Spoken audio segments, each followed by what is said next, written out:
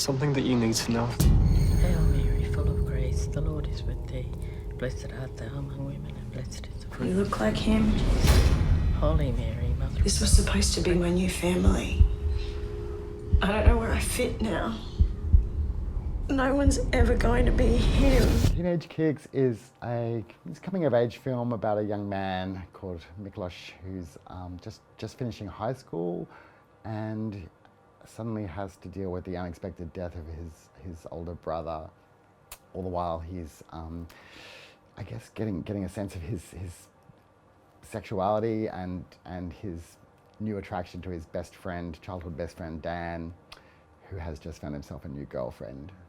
In Teenage Kicks, I play Miklos Varga, who's, when we meet him in the story, is in the final year of high school.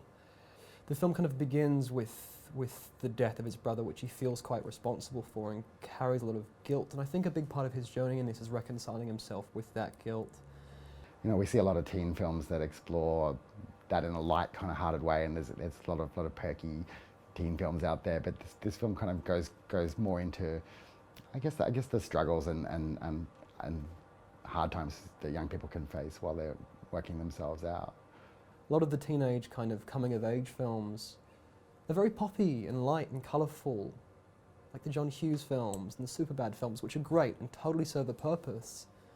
But I wasn't really seeing my story, and I felt really alone in that. And when I read this, it was like the first time in the most raw form that I felt like I get this to the core of my being, and that was really exciting, and I just knew I had to be a part of it from the get-go. It felt really important for me on so many different levels. There is this central thread of guilt running through the story of Miklos in Teenage Kicks. And I remember when I was developing the script, I was working with a story editor, Laurie Webb, from the States, and she told me about the story that she had heard from a New York cop who was talking about how people respond to guilt. And in his experience, he felt like people who were directly responsible for some kind of death or crime or something that they had done intentionally could cope with it better or were able to deal with it and move on, whereas people who caused these things to happen accidentally or just through some misfortune had a much greater struggle with dealing with that later. A lot of our planning for the film was around how to put everything we had on the screen in the best possible way, in an interesting way, without having huge lighting setups, without having a lot of crew, which we didn't have. We shot the film in winter, and it's a summer film, and that was quite a challenge for our cast, having to leap in and out of the ocean or dive into swimming pools and not wear a lot of clothing and look warm on screen, which they managed to do. They pulled that off.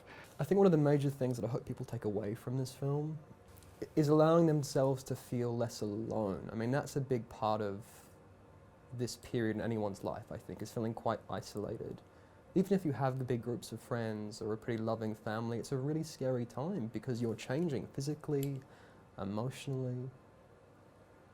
And I think letting people know you're not alone, you know, and that the experiences aren't so unique is a really comforting thing. I know it would have been for me when I was 17 years old, seeing a film like this. It would have made me feel like, oh, I might survive turning 18 years old. I just might survive becoming an adult. It might just be okay.